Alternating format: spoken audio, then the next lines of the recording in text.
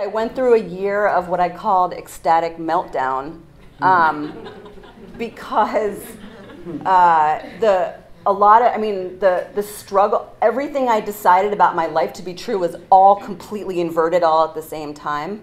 I remember I would just like turn up dance music in my apartment and like dance around crying because I like could not deal with the like tingling in my arms and the flood of emotion from like the deals that were closing and the venture capital that was coming in, and like a guy I get to be myself around, my like crazy eccentric self, and all that kind of happened at the same time. So glad you missed all the like boring drama part. Now we're getting into the good. Now we're getting into the juicy. The juicy time is perfect. And the company generates. You can give us ballpark revenue, no, but cool. I want I people like to talking numbers. Understand what you created and what you were becoming present to, in terms of the numbers. So here's what I was coming present to.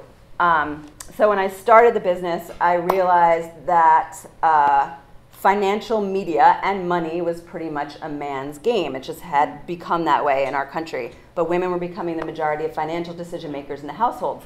So, but when I looked at Money Magazine and Kiplinger's and all those types of publications, which bored me to death, and they were just like the same formulaic stuff over and over again, I said, well, if women are making all the financial decisions, and this is the stuff that they're publishing that mostly guys read, if I can create a viable financial media company that speaks to women, of course all of the banks are going to want to advertise with us because they're going to want to reach the decision makers.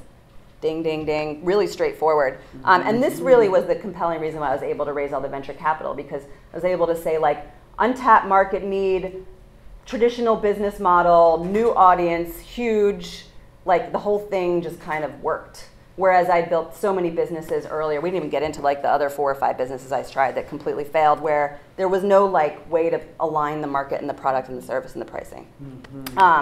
So yeah, so we just started, finally I hired the right team around advertising sales, and like the deals just started happening. And so yeah, so we got to 100,000, 200,000 subscribers, 50,000 a month in revenue, 100,000 a month in revenue. Yeah, and it's now a multi-million-dollar business.